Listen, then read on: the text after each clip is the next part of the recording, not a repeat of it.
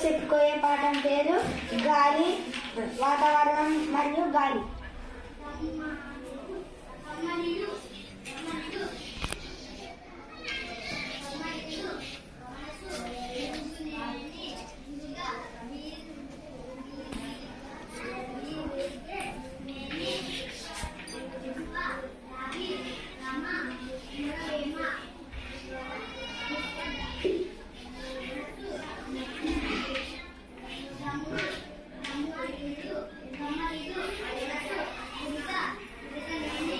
నీకు గాలి తెలుసా?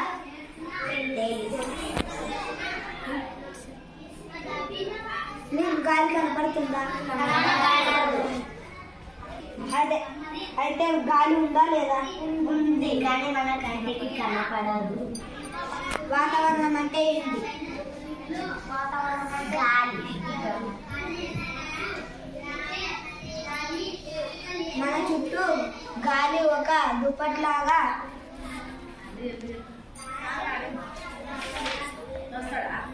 ఆవరించి ఉంది. వీచే గాలి.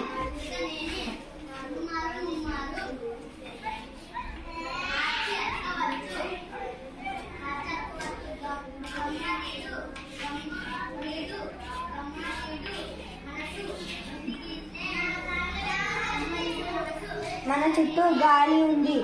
మన ఇళ్లలో, ఖాళీ స్థలాల్లో, పంట పొలాల్లో అంతటా గాలి ఉంటుంది. కానీ గాలి మనకు కనపడదు.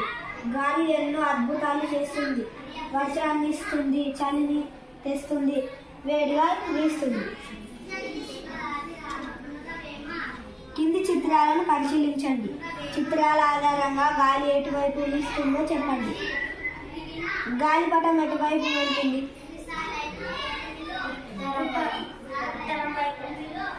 అగ్గి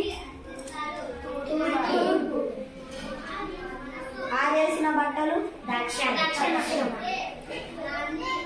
అమ్మాయి జుట్టు చెట్టు ఎక్కడ వైపు వెళ్తుంది?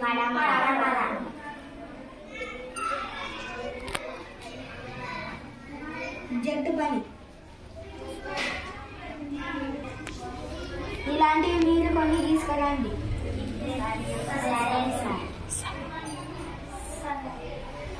జట్టు పని. భూ ఆకర్షణ శక్తి, భూ పరిభ్రమణాల వలన గాలి నిరంతరం కదులుతూ ఒకే ప్రదేశం నుండి మరొక ప్రదేశానికి వీస్తూ ఉంటుంది. భూమిపైన గాలి పరిమాణం కొన్ని చోట్ల ఎక్కువగాను మరి కొన్ని చోట్ల తక్కువగాను ఉంటుంది. గాలికి ఒత్తిడి, బరువు, ఖాళీ స్థలాన్ని ఆక్రమించుకోవడం మొదలైన ధర్మాలు ఉంటాయి. గాలికి ఒత్తిడి ఉంటుందా? ఈ బాటిల్లో గాలి ఉంటుందా లేదా?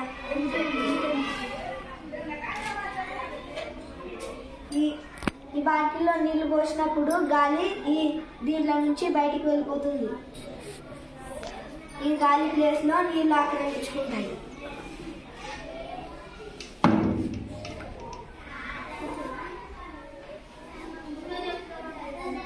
గాలికి బరువు ఉంటుందా?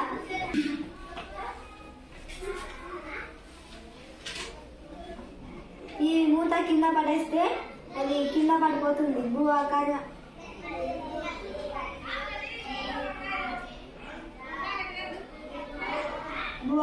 శక్తి వలన ఇది కిందికి పడిపోతుంది.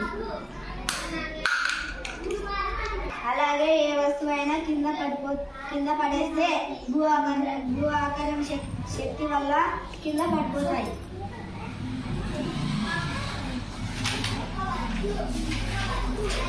వాతావరణం.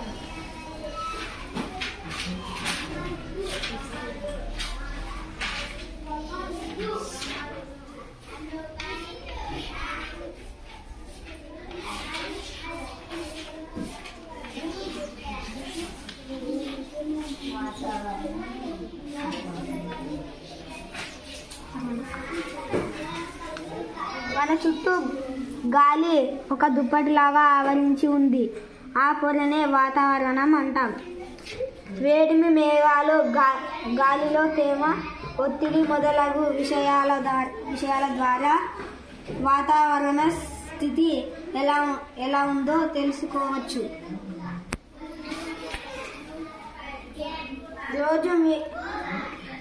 ప్రతిరోజు మీరు దూరదర్శన్ అంటే ఏంటి? రేడియో. దూరదర్శన్ అంటే టీవీ. దూరదర్శన్లో, రేడియోలో లేదా వార్తాపత్రికల్లో వాతావరణ వివరాలు వింటూనే ఉంటారు, చూస్తూనే ఉంటారు. అయితే వాతావరణం రోజు ఒకేలా ఉంటుందా?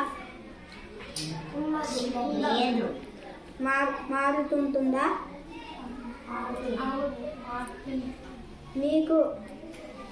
మీకు వారం రోజుల ముందు వాతావరణం ఎలా ఉందో గుర్తుందా?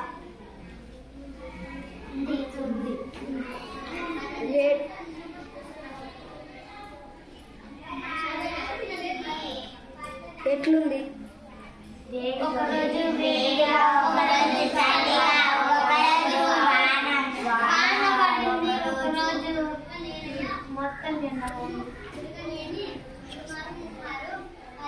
ఈ వాతావరణ వివరాలు నమోదు చేయడానికి కొన్ని చిహ్నాలు, గుర్తులు కింద ఉన్నాయి.